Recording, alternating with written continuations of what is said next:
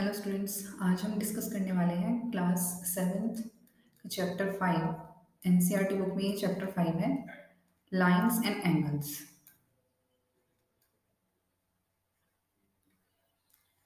Lines and angles, सबसे पहले lines देखो हमारे पास किस किस टाइप की होती हैं। सबसे पहले हमारे पास होती है एक रे। रे का मतलब क्या है कि इसका जो स्टार्टिंग पॉइंट है, इनिशियल पॉइंट तो फिक्स होता है, लेकिन ये एंड कहाँ पर होगी ये हमें नहीं पता। यानी कि इनफाइनाइट लेंथ की अगर हम एक लाइन ड्रॉ करें तो इसे हम रे बोलते हैं, राइट। यानी कि स्टार्टिंग पॉइंट है, देन वहाँ से स्टार्ट होकर के इनफाइनाइट लेंथ तक जा रही है, तो ये हमारे पास रे होती है। सेकेंड हमारे पास है लाइन। लाइन क्या है? अगर इसको कोई भी इनिशियल या फिर टर्मिनल पॉइंट नहीं है। इनिशियल टर्मिनल का मतलब कहाँ से स्टार्ट हो रही है कहाँ पर एंड हो रही है हमें नहीं पता।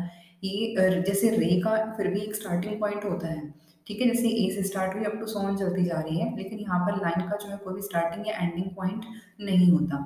लेकिन अगर इसी लाइन में एक हम स्टार्टिंग और एंडिंग पॉइंट डिफाइन कर दें तो इसे हम बोलते हैं लाइन सेगमेंट। लाइन सेगमेंट जो है उसकी लेंथ, प्रॉपर लेंथ हमारे पास होती है, जैसे 5 सेंटीमीटर लेंथ होगी या फिर कुछ भी। तो यहाँ पर इसका जो स्टार्टिंग और एंडिंग का पॉइंट हम जब डिफाइन कर देते हैं, फिक्स कर देते हैं, तो ये लाइन सेगमेंट बन जाती है, राइट। तो अब बात करते हैं कि एंगल क्या होता है। एंगल के बारे में थोड़ा सा हम पढ़ चुके हैं 6th क्लास में भी, 5th क्लास में भी। तो एंगल कब फॉर्म होता है? जब हमारे पास लाइन या फिर लाइन सेगमेंट मिलते हैं किसी पॉइंट पर।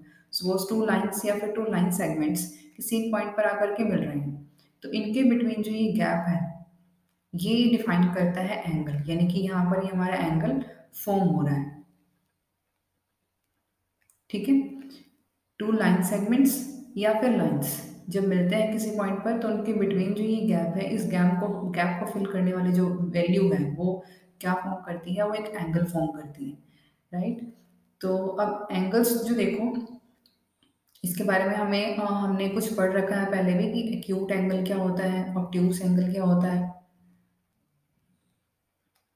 राइट। और राइट एंगल क्या होता है, ये हम पहले भी पढ़ चुके हैं।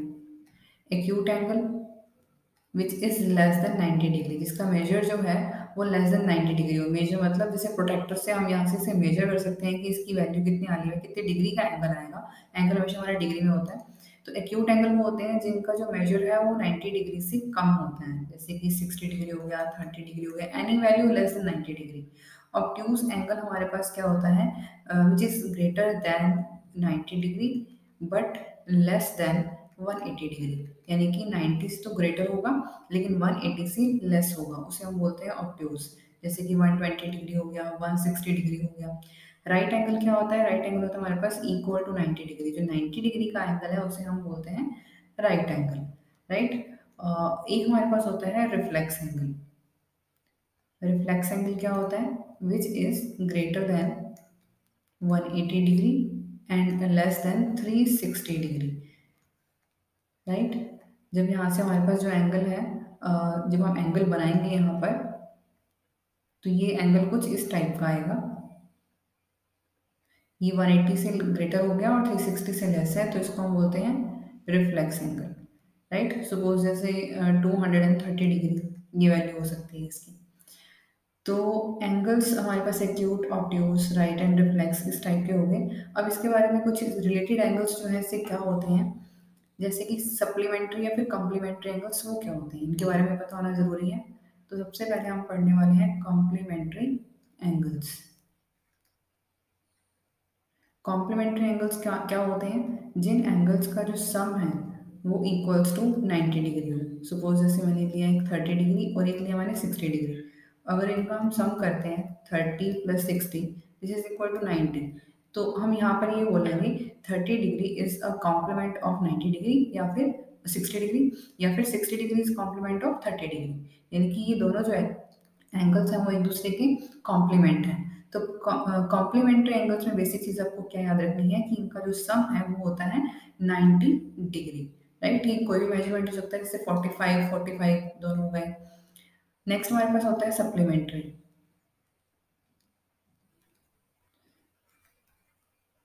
सप्लीमेंट्री एंगल्स वो होते हैं जिन टू एंगल्स का सम हमारे पास 180 डिग्री आ जाए। जैसे कि अगर हम लेते हैं एक एंगल 90 डिग्री और दूसरा भी 90 डिग्री हो गया, तो इनका सम हमारे पास कितना आएगा 180 डिग्री। या फिर हम ले सकते हैं, जैसे मैंने एक एंगल लिया 150 डिग्री और एक एंगल लिया हमने 30 डिग्री, तो यहाँ पर इनका सम अगर हम देखें तो 150 प्लस 30 दैट इज 180 डिग्री।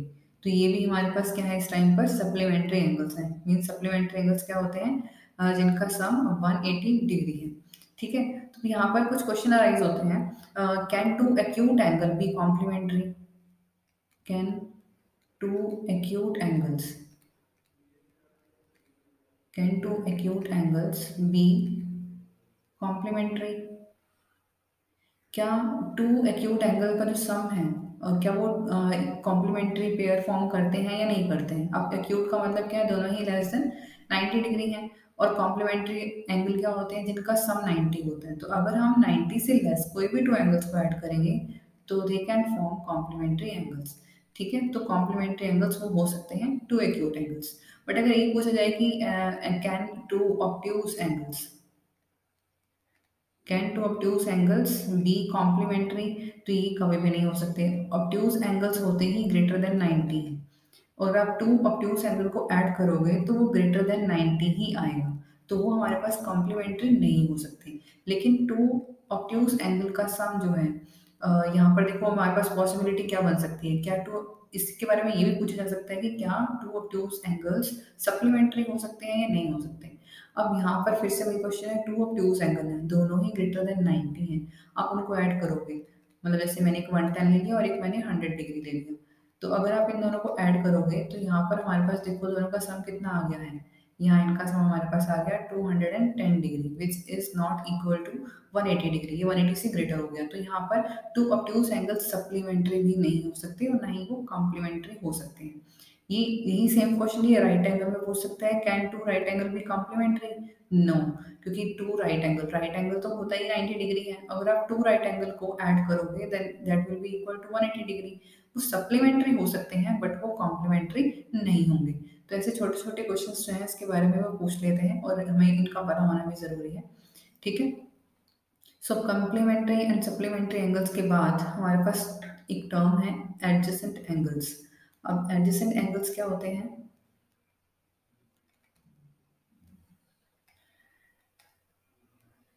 जैसे कि सपोज हमारे पास हम देखते हैं कि कार का स्टीयरिंग व्हील है, तो वहां पर कुछ हमें ये फॉर्म नजर आती है। तो एक एंगल ये है, एक एंगल यहाँ बन रहा है और एक एंगल हमारे पास यहाँ बन रहा है। तो इस टाइप के एंगल्स को हम बोलते हैं एडजेसेंट। इस टाइप का मतलब क्या है कि इनमें क्या क्या जो प्रॉपर्टी है वो कौन सी होल्ड होनी चाहिए। पहली बात क्या है कि इनका जो वर्टेक्स है वो सेम होता है।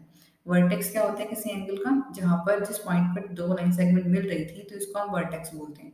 ठीक है, तो अगर टू एडजेसेंट एंगल्स की बात कर रहे हैं तो वहाँ पर जो उनका वर्टेक्स है वो कॉमन होगा, राइट। इनमें एक आर्म, जो आर्म क्या होती है, जिन टू लाइन सेगमेंट से एंगल बनता है इनको हम इसकी आर्म बोलते हैं। तो यहाँ पर इनकी एक आर्म जो है वो कॉमन होगी, they have a common arm. और थर्ड प्रॉपर्टीज में क्या होल्ड होनी चाहिए, the non common arms are on either side of the common arm.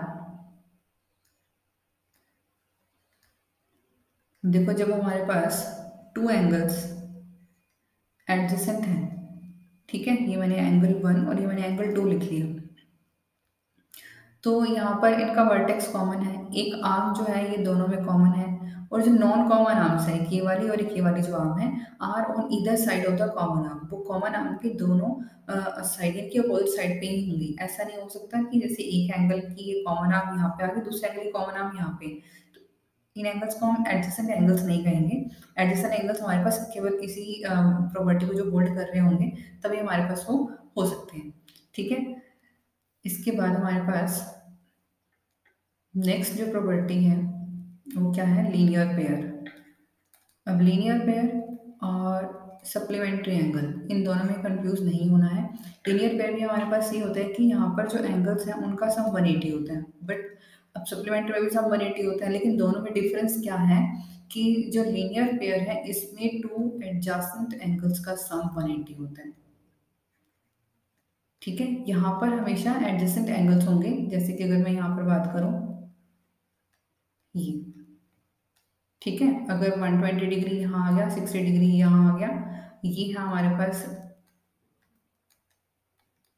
Adjacent angles, क्योंकि इनका कॉमन वर्टेक्स है हमारे पास ई, कॉमन आर्म है ईडी, और जो टू आर्म्स थी, अनकॉमन आर्म जो कॉमन नहीं थी, वो कॉमन आर्म के अपोजिट साइड पे ही है। राइट, ये कह सकते हैं कि इसमें जो अपोजिट, जो हमारे पास कॉमन आर्म के अलावा जो दोनों आर्म्स बचेंगी वो एक रे फॉर्म करती हैं। राइट, वो एक स्ट्रेट लाइन फॉर्म करेंगी, तो उस केस में हम बोलते हैं कि ये एंगल्स कैसे हैं, लीनियर पेयर हैं। सम 180 होना चाहिए, दूसरी बात वो दोनों एंगल कैसे होने चाहिए, एडजेसेंट एंगल्स होने चाहिए, और जब एडजेसेंट होंगे तो वो अपने आप ही ये रे फॉर्म करेंगे। ठीक है, तो ये हमारे पास होता है लीनियर पेयर, बहुत ही इंपॉर्टेंट है, आगे बहुत जगह यूज होने वाला है। इसके बाद हमारे पास है vertically opposite angles. Vertically opposite angles होते क्या हैं, जब हमारे पास टू लाइन सेगमेंट्स या लाइंस इंटरसेक्ट करती हैं, तो यहाँ पर हमारे पास फोर एंगल्स फॉर्म होते हैं। एक तो ये दो एंगल हो गए, और यहाँ पर ये दो एंगल्स हो गए। राइट, तो ये जो अपोजिट साइड वाले एंगल्स हैं इनको हम वर्टिकली अपोजिट क्यों बोलते हैं, क्योंकि इनमें जो कॉमन वर्टेक्स है, वर्टेक्स के अपोजिट साइड वाले हम एंगल लेते हैं। तो जब भी टू लाइन सेगमेंट इंटरसेक्ट करेंगे तो वहाँ पर वर्टिकली अपोजिट एंगल्स बनेंगे ही बनेंगे। और प्रॉपर्टी क्या होती है कि जो वर्टिकली अपोजिट एंगल्स होते हैं वो इक्वल होते हैं हमेशा। ठीक है, जैसे कि अगर मैं यहाँ बात करूँ कि यहाँ अगर 30 डिग्री बना है तो इसके अपोजिट साइड पे भी 30 डिग्री ही होगा। यहाँ अगर हमारे पास कितना है 150 डिग्री है, तो यहाँ पर भी हमारे पास 150 डिग्री ही आएगा। तो अपोजिट एंगल्स जो है ये हमेशा इक्वल होंगे। और ये बात आपको ध्यान रखनी है कि हमेशा टू स्ट्रेट लाइंस ही इंटरसेक्ट करनी चाहिए। ऐसा नहीं हो कि हमने यहाँ पर इसे ऐसे बना दिया और यहाँ पर कोई भी रैंडमली लाइन ड्रॉ कर दी तो एक वर्टिकली अपोजिट एंगल्स हो जाएंगे। नहीं, जब भी टू लाइन सेगमेंट्स या फिर लाइंस इंटरसेक्ट करेंगी तो ही हमारे पास जो एंगल्स बनेंगे वो वर्टिकली अपोजिट एंगल्स होते हैं, और ये हमेशा क्या होते हैं, इक्वल होते हैं। राइट, तो आज हमने क्या क्या चीज़ें पढ़ ली हैं। हमने पढ़ा है पहले कि लाइंस क्या होती हैं, रे, लाइन और लाइन सेगमेंट। फिर हमने एंगल्स की ब्रीफ जो है, जो हम पहले पढ़ चुके थे उसी को हमने थोड़ा सा रिवाइज किया। देन इसके बाद हमने पढ़ा है कॉम्प्लीमेंट्री, सप्लीमेंट्री और एडजेसेंट एंगल्स क्या होते हैं। ये जो छोटी छोटी चीज़ें हैं ये भी हमें ध्यान रखनी है, इसमें आपसे ये पूछ सकता है। ठीक है, इसके बाद हमने पढ़ा है लीनियर पेयर या फिर वर्टिकली अपोजिट एंगल्स, ये दोनों चीज़ें क्या होती हैं। आज के लेक्चर में इतना ही, इसके बारे में हम आगे और पढ़ेंगे। Thank you.